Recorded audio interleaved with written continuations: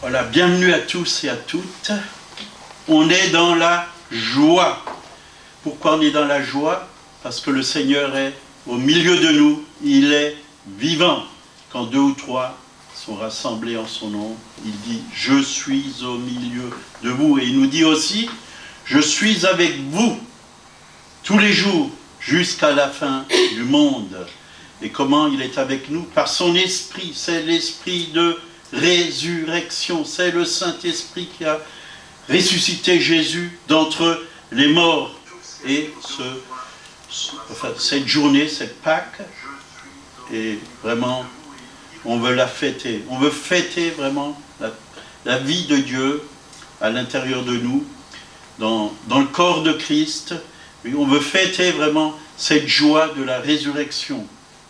Ce matin, j'aimerais vous parler de la mort et de la résurrection, oui, du Seigneur. Mais aussi, nous sommes morts et ressuscités avec Christ. Et ça, c'est le plus important, de savoir que nous aussi, on a cette vie de résurrection à l'intérieur de nous. Nous sommes ressuscités avec lui, mais nous sommes morts avec lui et aussi ressuscités avec lui. Donc, pour qu'il y ait une résurrection, il faut qu'il y ait la mort. C'est logique. Et on va prendre Romains 6, verset 4. Nous avons donc été ensevelis avec lui par le baptême en sa mort, afin que, comme Christ est ressuscité des morts, par la gloire du Père, de même, nous aussi, nous marchons en nouveauté de vie. Donc la personne qu'on était ou que j'étais dans le passé a été mise dans la tombe avec Christ. Cet ensevelissement a été une séparation permanente du monde pécheur dans lequel je vivais ou nous vivons autrefois. De telle sorte que pour vous et pour moi, une nouvelle vie dans un monde nouveau a commencé, dans le royaume de Dieu. Voilà où nous vivons maintenant. Par la nouvelle naissance, nous sommes rentrés dans le royaume de Dieu. Nous avons une vie nouvelle, un royaume nouveau.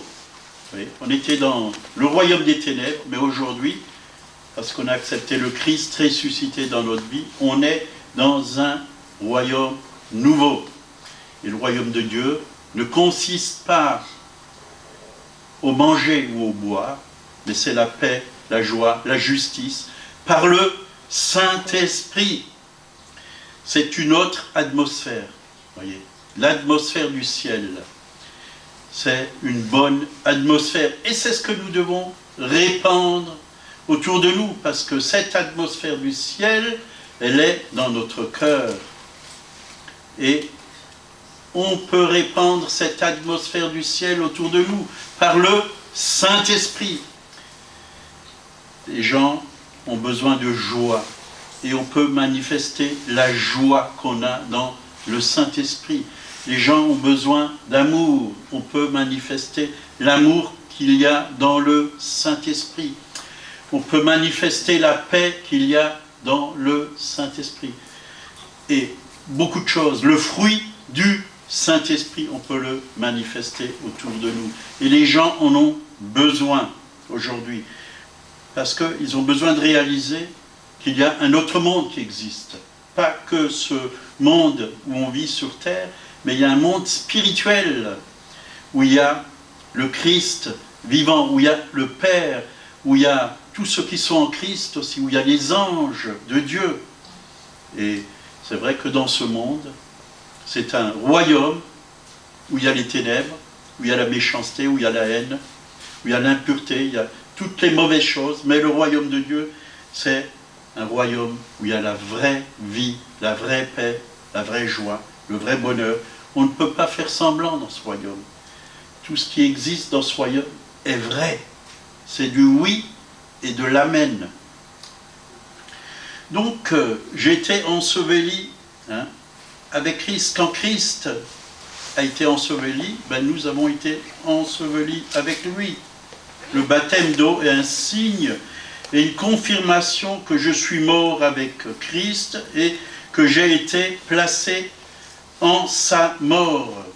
Donc, qu'est-ce qui a été placé dans sa mort? Ben, Christ, quand il est mort, il nous a pris avec lui sur la croix. Tous nos péchés, il les a pris. Nos maladies, il les a pris. Oui, tous les liens qu'il y avait sur nous, tout ce qu'on a hérité de nos pères, Jésus, il a tout ôté. Il les a ôtés. Et c'est important d'avoir cette révélation, parce que si on vit encore avec la pensée du monde, ben, on peut rester, on peut croire en Dieu, on peut vivre dans le royaume, mais si on garde les chaînes, on garde les liens, on garde les péchés, on garde toutes sortes de choses, mais Dieu il veut qu'on se débarrasse de tout ça, parce que c'est un nouveau royaume. La personne qu'on était avant, elle a été morte et enterrée, elle n'existe plus. C'est une vie nouvelle, c'est une nouvelle création. Les choses anciennes sont passées, dit la parole de Dieu. Et c'est quelque chose qui est vrai, et qui peut se manifester tout de suite dans notre vie. On n'a pas besoin d'attendre 20 ans pour être libéré. On peut manifester toutes ces choses parce que on ne vit plus dans le royaume des ténèbres. On vit dans le royaume de la lumière. Il y a eu un transport du royaume des ténèbres dans le royaume de la lumière. Donc, tout comme il a été ramené à la vie par la puissance glorieuse du Père, nous aussi, nous recevons cette même vie que le Christ, il a. Et qu'est-ce qu'il a comme vie, le Christ? Le Christ était 100% parfait. Sa vie était parfaite, c'était l'exemple parfait. L'amour qu'il y avait dans le Christ était 100% parfait. Il a manifesté cet amour. Combien de fois on voit dans sa parole, si vous lisez les évangiles, que quand les gens l'ont touché, une force est sortie de lui. C'était la compassion qui touchait ceux qui étaient malades. Cette vie est en nous et elle nous contrôle.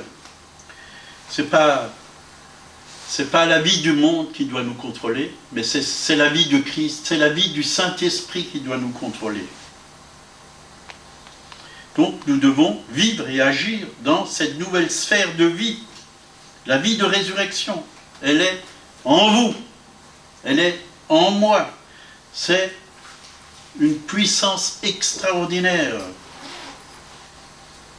La vie qui a rendu capable de conquérir l'enfer et Satan. Jésus a vaincu le diable à la croix de Golgotha. Oui, il a vaincu le diable. Et nous étions en Christ. Et quand lui, il a vaincu le diable, on a reçu aussi cette victoire. Nous avons aussi vaincu avec lui le diable parce qu'on était déjà en lui. Donc nous sommes libres parce qu'il a tout porté pour nous et il nous a donné sa victoire. Il a porté nos péchés, nos maladies, la servitude. Donc je vis ma vie quotidienne revêtue de la force vitale nouvelle, c'est-à-dire on est revêtu du Saint-Esprit.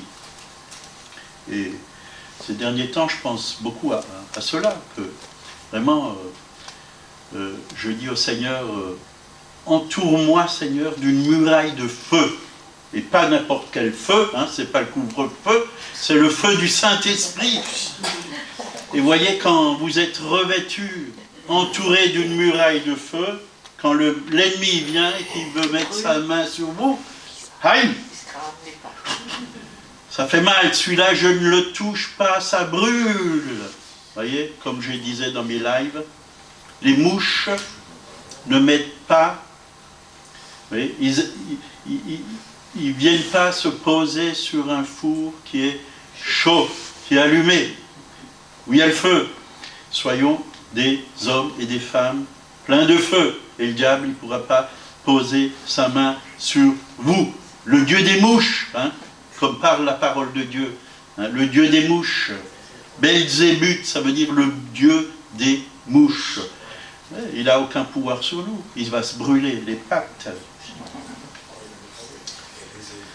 Donc, nous avons cette vie de résurrection. Galates 2, verset 20, hein, il nous est dit, c'est l'apôtre Paul qui le dit, « J'ai été crucifié avec Christ, et si je vis, ce n'est plus moi qui vis, c'est Christ qui vit en moi. Si je vis maintenant dans la chair, je vis dans la foi au Fils de Dieu qui m'a aimé et qui s'est livré lui-même pour moi. » Donc Paul dit, « J'ai été identifié avec Christ en mourant avec lui lorsqu'il est mort. Quand qu'il a été enseveli, lui aussi a été enseveli. Quand il est ressuscité, il est aussi ressuscité avec lui. Donc il a participé à sa mort, à son ensevelissement et à sa résurrection. Et je dirais même, quand Christ s'est assis sur le trône dans le ciel, la Bible dit que nous sommes assis avec lui dans les lieux célestes en Christ. Spirituellement, c'est ce qui s'est vraiment passé pour chacun d'entre nous, comme ça s'est passé pour Paul. Et pour cela, nous avons besoin d'avoir une révélation. Malgré que vous êtes assis sur des chaises ici-bas dans cette assemblée, mais spirituellement, votre être intérieur, l'homme nouveau, il est assis avec Christ, il règne avec Christ, il a la victoire sur le malin. Jésus a vaincu le monde. Pour qui il a vaincu le monde? Pour chacun d'entre nous. Nous sommes aussi plus que vainqueurs, dit la parole de Dieu. Et je crois que vraiment c'est ça la résurrection. Nous avons la vie du vainqueur en nous. Et nous devons apprendre à vivre dans cette victoire. Ne pas nous laisser influencer parce qu'on voit par nos yeux physiques, mais parce que, dit la parole de Dieu, c'est ça qui doit nous influencer. C'est ça aussi la foi, croire dans la parole, dans les promesses du Seigneur. Ce n'est plus moi qui vis, c'est Christ. Grâce à mon union avec lui, on est unis par l'Esprit avec le Christ, la mort qu'il a soufferte, et la vie qu'il vit maintenant, se déverse continuellement en chacun d'entre nous. C'est la même vie que Jésus que nous avons à l'intérieur de nous. Tout ce qui est arrivé à Christ, c'est arrivé à Paul. C'est quoi être en Christ? Je vous donne un exemple. Je prends par exemple cette feuille et je la mets là-dedans, dans la parole, dans la Bible. Vous voyez, elle est dans la Bible.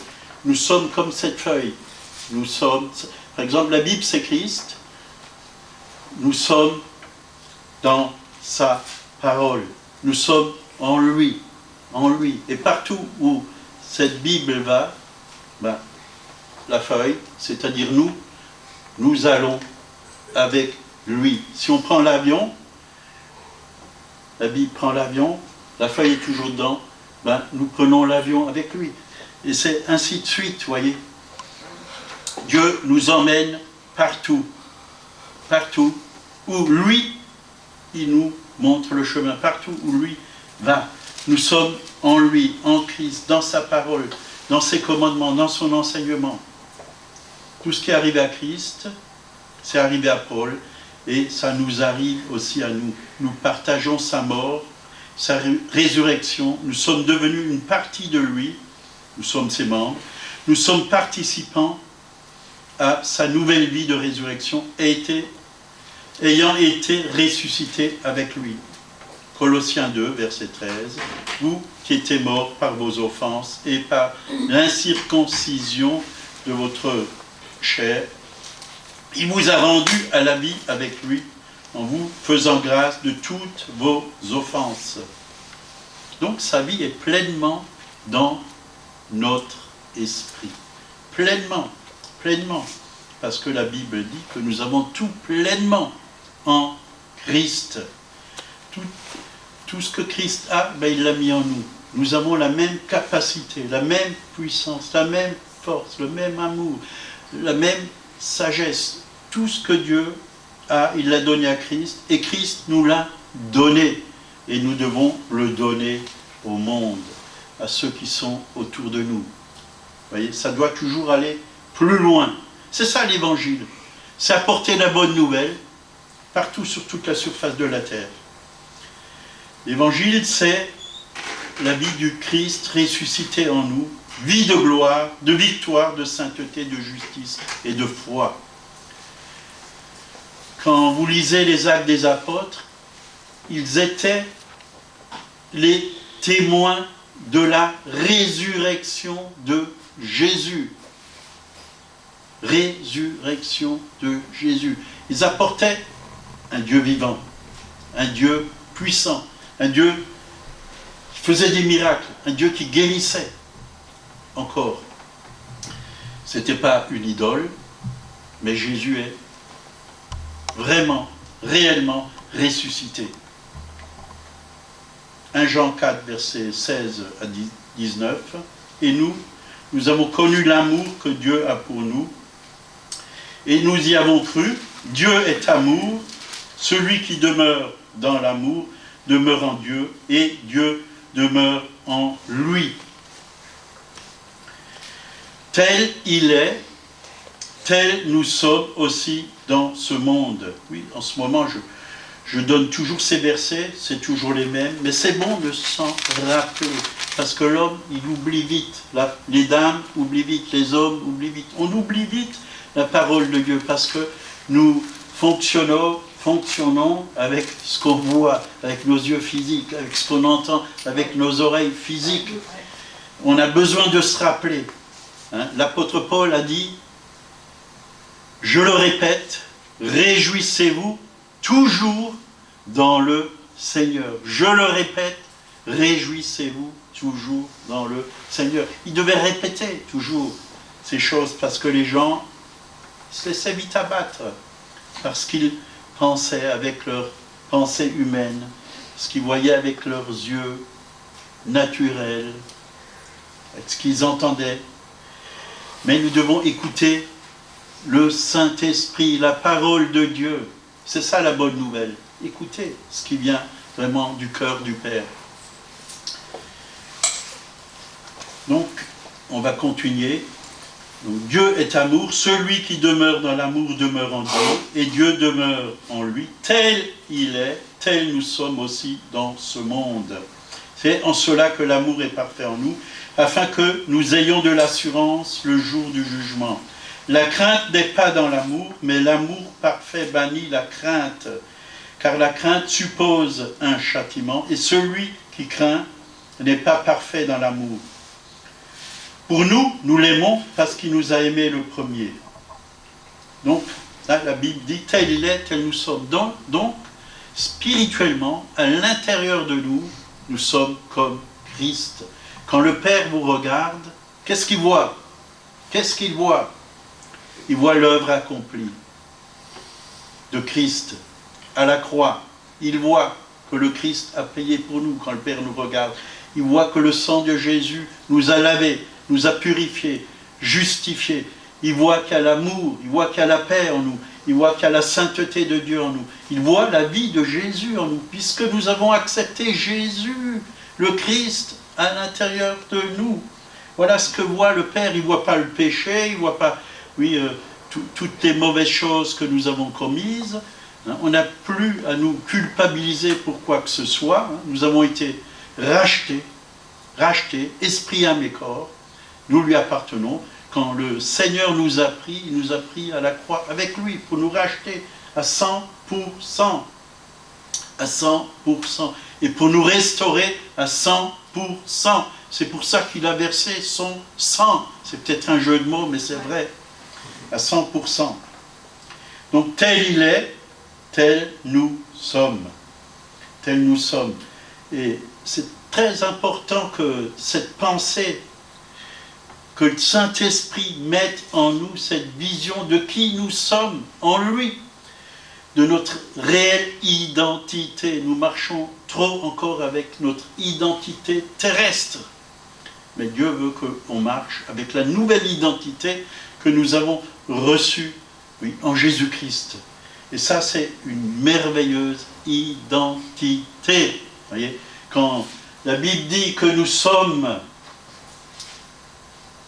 son chef-d'œuvre, hein, il y a un passage qu'il dit dans la parole de Dieu, nous sommes son chef-d'œuvre, c'est-à-dire son ouvrage, ça veut dire chef-d'œuvre. C'est-à-dire que c'est l'œuvre la plus merveilleuse que Dieu a pu faire. C'est l'homme et la femme. Il a tout fait, il a créé le ciel, la terre, les animaux, les mers, les étoiles. C'était bon, il y a écrit dans la Genèse. Mais quand il a fait l'homme et la femme, il a dit « c'est très bon, très bon ». C'est-à-dire, c'est parfait. C'est parfait. C'était son chef-d'œuvre. C'est comme un peintre, hein. Un peintre, artiste peintre qui fait des tableaux. Il a fait plusieurs tableaux, mais il y en a un, c'est son chef-d'œuvre, c'est le plus beau. Et celui-là, c'est quelque chose de merveilleux, de précieux pour lui. C'est ce qu'il a pu faire de plus beau. Et c'est vous et moi. Nous sommes le chef-d'œuvre de Dieu. Nous sommes son ouvrage. Son ouvrage. Est-ce que vous le réalisez? Vous devrez sauter de joie. Quand on réalise ça, ben, on a envie de danser, on a envie de sauter de joie, on se réjouit, parce que c'est formidable. Un Père tellement merveilleux, un Dieu tellement merveilleux. Donc nous participons vraiment à sa vie glorieuse. On participe à sa victoire. On participe vraiment à son règne, puisqu'il a fait de nous un royaume de sacrificateurs et de rois. Nous sommes des rois et des reines en Jésus-Christ. Nous régnons. Il nous a donné la capacité de régner avec lui. Et l'apôtre Paul, il avait bien raison de dire, hein, si je vis maintenant dans la chair, puisqu'on a toujours notre chair, je vis dans la foi au Fils de Dieu. Voilà sa vie où il l'a trouvée, dans la foi au Fils de Dieu. Nous sommes appelés à vivre par la foi, mais pas de quelle n'importe foi. Il y a toutes sortes de foi. Hein. Vous prenez le train de Colmar à Paris, vous avez la foi, vous avez acheté un ticket, un billet, il y a marqué la somme et Colmar, Paris. Vous l'avez payé, ben vous rentrez dans ce train, si vous êtes sur le bon quai, si vous prenez le bon train, vous pouvez être sûr, s'il n'a pas d'accident, qu'il vous emmènera à Paris. Ça, c'est la foi humaine. Mais je ne parle pas de cette foi. Je parle de la foi au Fils de Dieu. Ce n'est pas la même chose. La foi au Fils de Dieu, c'est la même foi que Dieu a. C'est la foi de Dieu. C'est spirituel. C'est une foi que Dieu déverse dans notre esprit par le Saint-Esprit. Et cette foi ne vient pas de ce monde. Elle vient du royaume. Elle vient de Dieu. Elle fonctionne différemment. Et ça, c'est une foi qui est parfaite. Hébreux 12, verset 2, il nous est dit, ayant les regards sur Jésus, le chef et le consommateur de la foi. C'est-à-dire que notre foi trouve son origine en lui. Et que notre foi est rendue parfaite en lui. Donc nous devons avoir la foi de Dieu. Pas la foi en Dieu, mais avoir la foi de Dieu. Ce n'est pas la même chose. C'est pas la même chose. Donc c'est Dieu qui dépose lui-même le don de la foi dans nos cœurs par le Saint-Esprit. Donc ce n'est pas une foi naturelle. Bien sûr qu'on a besoin de la foi naturelle. On en a besoin pour aller à certains endroits où Dieu nous demande d'aller.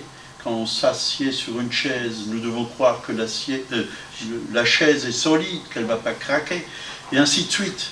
Nous faisons confiance. Foi, c'est aussi la confiance. Mais Dieu nous appelle vraiment à vivre dans la foi surnaturelle, celle qui vient de Dieu, qui nous est communiquée par le Saint-Esprit, mais aussi par la parole de Dieu. Romains 12, verset 3, par la grâce qui m'a été donnée, je dis à chacun de vous de n'avoir pas de lui-même une trop haute opinion, mais de revêtir les sentiments modestes selon la mesure de foi que Dieu a départie à chacun. Voyez, nous devons vraiment faire confiance au Seigneur, pas après pas. C'est comme ça qu'il faut marcher. On ne peut pas sauter les étapes. Si on va aller trop vite, on se casse la figure. Croyez-moi, un pas après l'autre. Si vous voulez monter un escalier, marche après marche. Et vous allez y arriver. Vous allez arriver en haut. Et avant le verset 3 de Romains, il y a le verset 1 et 2 qui nous dit, de la part de l'apôtre Paul, verset 1, « Je vous exhorte donc, frères, par les compassions de Dieu, à offrir vos corps comme un sacrifice vivant, saint, agréable à Dieu, ce qui sera de votre part un culte raisonnable. Ne vous conformez pas au siècle présent, mais soyez transformés par le renouvellement de l'intelligence, afin que vous discerniez quelle est la volonté de Dieu, ce qui est bon, agréable et parfait. » Donc là, il nous est parlé d'être transformés par le renouvellement de l'intelligence. Voyez, transformé. Transformé, c'est comme une maison qui est rénovée, transformée. Voyez, on était un vieil homme ou une vieille femme. Quand on vient à Jésus, il nous transforme. Il enlève notre façon de penser qu'on avait avant. Les vieilles pensées humaines, charnelles, les pensées de haine, de critique, de jugement. Il enlève tout ça et il nous donne de nouvelles pensées. Il nous transforme. Et ça, c'est beau. Mais pour être transformé, nous devons lire la parole de Dieu. Parce que dit la parole de Dieu? La foi vient de ce qu'on entend. Et ce qu'on entend vient de la parole de Christ. Romains 10, verset 17. Voyez, la foi, il faut, pour que la foi vienne, nous devons nous abandonner à lui, lui faire totalement confiance. C'est lui qui dirige nos pas. Nous ne devons pas avoir peur de quoi que ce soit. C'est comme un bébé, il fait confiance à sa maman. Vous lui tendez un biberon, il ne va pas réfléchir devant le biberon. Est-ce que c'est vraiment du lait? Est-ce que c'est bon pour moi? Non, il a faim, il va tout de suite téter, parce qu'il sait que sa maman va lui donner quelque chose de bon. Donc, la foi vient de ce qu'on entend. Donc, si nous voulons que la foi soit augmentée dans nos vies, nous devons écouter Dieu, recevoir sa parole dans notre être intérieur, l'accepter, l'apprendre, mais aussi agir selon la parole de Dieu. Sinon, ça ne sert à rien. Quand Pierre a vu Jésus marcher sur l'eau, alors qu'il était dans la barque, il voulait aussi aller sur l'eau. Et Jésus lui a dit, viens. Il a écouté Jésus. Il a mis son pied sur l'eau et il a marché sur l'eau. Ça a marché. La foi, ça marche toujours quand on écoute la parole de Dieu. Mais dès qu'il a regardé le vent, les circonstances, il s'est enfoncé. Il a eu peur au fond de lui-même. Et ça l'a enfoncé. Donc quand Dieu nous demande de faire quelque chose, allons-y. Marchons, pas sur l'eau, mais sur la parole de Dieu. L'eau de la parole. Parce que la Bible, c'est l'eau de la parole, quand elle est éclairée par le Saint-Esprit. C'est l'eau de la parole.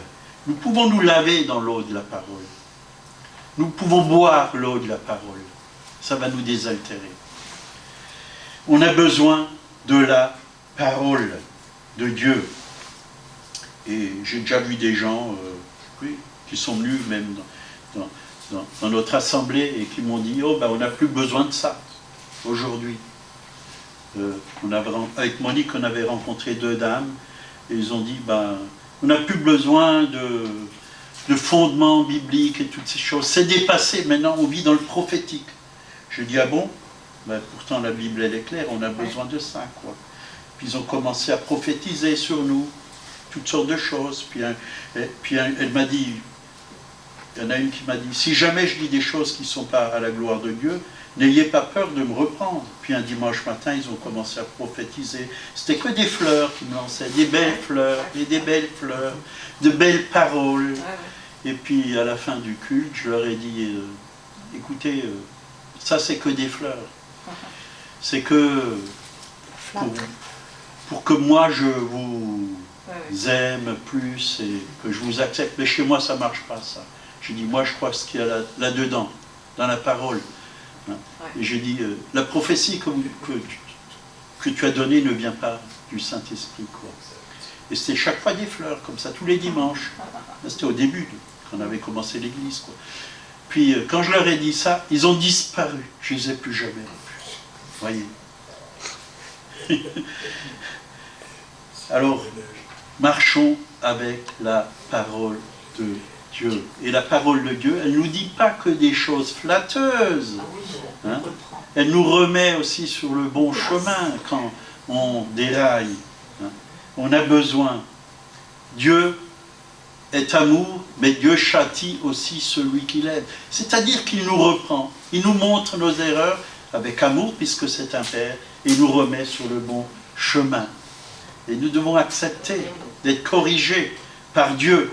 Et Dieu agit comment? Par le Saint-Esprit et sa parole. On dit que le Saint-Esprit et la parole, c'est les 2 mains de Dieu qui travaillent dans l'Église et dans nos vies. Puisque c'est nous l'Église. L'Église, ce n'est pas ce bâtiment, hein. C'est un beau bâtiment, mais l'Église, c'est vous. C'est encore plus beau, vous êtes le palais de Dieu. Et tout dans son palais s'écrit gloire. Oui. Nous sommes là pour le glorifier, pour l'élever. Et c'est un jour de gloire aujourd'hui. Parce que le Christ est vivant.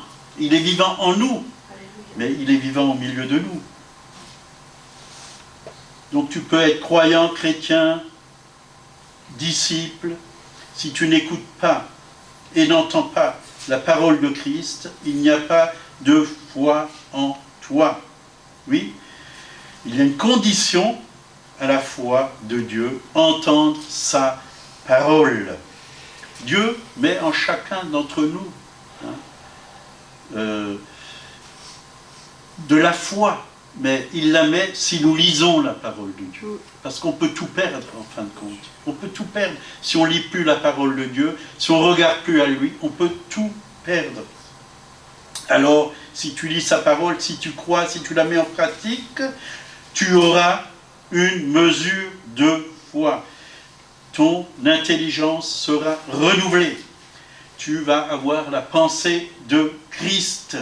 Tu vas voir comme Dieu voit. Tu vas penser comme Dieu pense. Tu vas parler comme Dieu parle. Tu vas agir comme Dieu agit. Tu vas te débarrasser de tout ce qui n'est pas à la gloire de Dieu dans ta vie. De toutes paroles qui ne sont pas à la gloire de Dieu, de toutes paroles négatives qui te détruisent, toi, et qui détruisent les autres. Tu vas recevoir une intelligence renouvelée par le Saint-Esprit. Marc 4, verset 35. Là, il y a un exemple. Ce même jour, sur le soir, Jésus leur dit, passons à l'autre bord. Après avoir renvoyé la foule, ils l'emmenèrent dans une barque où il se trouvait. Il y avait aussi d'autres barques avec lui. Il s'éleva un grand tourbillon et les flots se jetaient dans la barque, au point qu'elle se remplissait déjà. Et lui, il dormait à la poupe, sur le coussin. Ils le réveillèrent et lui dirent, « Maître, ne t'inquiètes-tu pas de ce que nous périssons ?» S'étant réveillé, il menaça le vent et dit à la mer, « Silence, tais-toi !» et le vent cessa, et il y eut un grand calme. Puis il leur dit, pourquoi avez-vous ainsi peur? Comment n'avez-vous point de foi? Vous voyez, il parle à ses disciples. Pourquoi n'avez-vous point de foi? On peut être croyant, disciple, chrétien, avoir tous les beaux noms. Hein. Pourquoi n'avez-vous point de foi? Ils furent saisis d'une grande frayeur et ils se dirent les uns les autres, quel est donc celui à qui obéissent même le vent et la mer? Vous voyez, le vent, la mer, les éléments déchaînés nous obéissent si on a la foi. Vous voyez, moi j'ai travaillé à Turkheim, j'ai repeint un magasin d'un de nos voisins, enfin voisins du village, quoi, qui a une cave, qui a des vignes. Et là, il vendait son vin et il m'a demandé de repeindre sa façade. Et à un moment donné, je voyais vraiment le ciel s'assombrir, mais vraiment s'assombrir. Vraiment la tempête venir, je voyais vraiment les nuages s'épaissir et qu'il allait commencer à pleuvoir. Et j'étais en train de peindre la façade avec une peinture acrylique à l'eau. Et s'il pleuvait sur la façade, elle allait être lavée totalement. Et toute la peinture perdue, et ça coûte cher, la peinture. Et j'ai dit, ben voilà, j'ai la foi en Jésus-Christ. J'ai dit au ciel de s'ouvrir au-dessus, oui, de cette maison. Et que j'ai ordonné qu'il ne pleuve pas au-dessus de cette maison. Et je n'ai même pas attendu 10 minutes. J'ai vu le ciel s'ouvrir et le soleil venir directement sur la maison. Et à 10 mètres autour, il pleuvait. Croyez-moi, si vous avez la foi, comme un grain de sénévé, vous pouvez parler aux éléments. Ils vous obéissent. Et ce n'est pas la première fois, j'en ai vécu beaucoup des expériences de ce genre. Hein. J'ai vu des chiens venir m'attaquer. Hein. Je faisais du porte-à-porte pour évangéliser. Hein. J'ai vu un chien qui est venu, il voulait me sauter dessus. Au nom de Jésus, tu t'en vas, le chien, il a fait demi-tour, il est parti. Parce que si on a l'autorité, ben, les choses nous obéissent. Nous ne sommes pas appelés à être dominés par les éléments et par tout ce qui est autour de nous. Nous avons la foi au Fils de Dieu. Et c'est une foi qui est puissante. Nous devons l'exercer. Si nous ne l'exerçons pas, ben, le chien va venir et il va chanter pour ce repas, pour toute joie, nous te louons Seigneur. Il va prendre un bon morceau de viande, il va se régaler. Voilà. Alors, je vous encourage à manifester votre foi. Vous voyez? Et Jésus leur a dit aux disciples, comment n'avez-vous point de foi? Ils furent saisis, donc ils ont eu peur. Et ils ont vu que vraiment, il y avait de la vie en Jésus, il y avait de la puissance en Jésus. Et cette même puissance qui est en Jésus, elle est en nous, et nous devons la manifester. Donc si Jésus leur a dit, passons à l'autre bord, hein, c'est que les paroles de Jésus étaient fiables. Ils allaient passer à l'autre bord, quoi qu'il arrive, malgré le vent, malgré la tempête, malgré qu'il y avait de l'eau qui rentrait dans le bateau. Jésus ne s'inquiétait pas, il dormait. Mais Jésus, il est aussi dans notre barque, c'est-à-dire dans notre vie. On peut aller où Dieu veut qu'on aille. Hein, comme notre sœur ce matin, qui est venue de Saint-Étienne à Colmar, malgré tout ce qu'elle a entendu, toutes les peurs qu'on a voulu mettre sur elle, par les informations, par des gens autour d'elle, des paroles négatives. Non, elle a eu vraiment du Seigneur, elle a même eu un songe, je crois, une vision, voilà, qu'elle arriverait à bord, et elle est arrivée à bord. Donc la parole de Jésus, c'est la vérité. Elle s'accomplit toujours. Malgré la tempête, les disciples auraient dû exercer leur foi, prendre l'autorité sur le vent, sur la tempête. Mais au contraire, ils ont eu peur. C'est ce qui paralyse la foi, la peur. La peur. Quand on a peur, ben, on ne peut pas être dans la foi. Hein, on l'a lu avant. La peur, quand on a peur, c'est parce qu'on craint. On craint quelque chose. L'amour parfait bannit la crainte, repousse la crainte. Quand on fait confiance au Seigneur, quand on est dans son amour parfait, on n'a pas peur. On sait que ce qu'il y a en nous, la foi qui est en nous, elle se manifeste. Et que ça fonctionne. Donc Jésus n'a pas eu peur. Hein. Il a fait face à la tempête. Jésus a mis sa foi en action. Et il a dit, silence, tais-toi.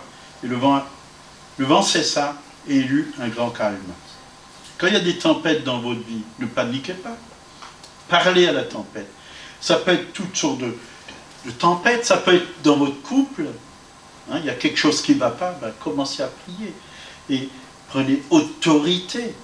Hein, si l'ennemi veut mettre de la division dans votre couple, prenez autorité sur l'ennemi. Esprit de division, quitte mon foyer, au nom de Jésus. S'il veut mettre la division entre vous et vos enfants, ben, brisez cet esprit. Au nom de Jésus, tu t'en vas. Ici, c'est la maison de Dieu. Tu n'as rien à faire. Va-t'en. Appelez la paix, appelez les solutions. Et Dieu va donner les solutions. Silence, tais-toi, et le vent cessa, et il eut un grand calme. Puis il leur dit, et c'est ce qu'il nous dit aussi, hein, pourquoi avez-vous ainsi peur? Pourquoi? Je suis là, je suis dans la barque, je suis en vous, pourquoi avez-vous peur? On n'a pas à avoir peur. Comment n'avez-vous point de foi? Vous voyez, nous pouvons être des disciples et ne pas avoir de foi. Parce qu'on regarde au vent, on regarde aux choses visibles, on vit selon la chair, on ne vit pas selon l'esprit. Donc quand on a l'intelligence renouvelée, alors on sait qui on est et on connaît notre autorité et on l'utilise. On l'utilise. Et on peut vraiment exercer notre foi. Passons à l'autre bord. Voyez, si Jésus nous dit, il va le faire. Nous allons arriver au bon port. On va passer de l'autre côté. Voilà. Que Dieu vous bénisse. Soyez en paix. On va prier pour finir. Seigneur, merci parce que ta parole ne ment pas. Elle est la vérité. Et tu connais les tempêtes qui viennent sur nos vies, Seigneur. Et nous voulons exercer notre foi sur ces tempêtes. Ça peut être la maladie, Seigneur. Nous proclamons la guérison sur toutes les personnes malades au nom de Jésus-Christ. Oui, sur les divisions, Seigneur. Nous proclamons la victoire sur le malin qui est celui qui cherche à diviser les couples, les familles, les foyers, les assemblées. Nous proclamons la paix, Seigneur. Le rétablissement, Seigneur, de toutes choses. Tu veux une église unie, une église remplie du Christ, remplie de l'amour de Dieu. Merci, Seigneur. Merci, Seigneur. Merci. Où il y a la peur, Seigneur, nous chassons toute peur et nous recevons, Seigneur, par le Saint-Esprit qui est déversé en nous, ton immense amour, oui, qu'on ne peut mesurer ni la hauteur, ni la profondeur, ni la longueur, ni la largeur. L'amour de Dieu qui surpasse toute connaissance. Merci Seigneur pour cet immense amour. Merci parce que tu es vivant, tu es ressuscité, tu es dans nos vies et nous voulons te proclamer. Tu es le roi de gloire, mais tu nous as aussi donné ta gloire. Nous voulons manifester ta gloire ici-bas sur la terre, Seigneur. Merci Seigneur de toutes ces promesses, Seigneur, qui sont tellement bonnes pour nous et merveilleuses et qui s'accomplissent quand on a foi, quand on croit. Tu ne nous as pas laissés seuls ni orphelins, mais tu es avec nous chaque jour jusqu'à la fin du monde, au nom de Jésus. Amen. Voilà, passez un bon dimanche, joyeuse Pâques à tous ceux qui sont sur Internet. Soyez dans la paix et dans la joie. Amen.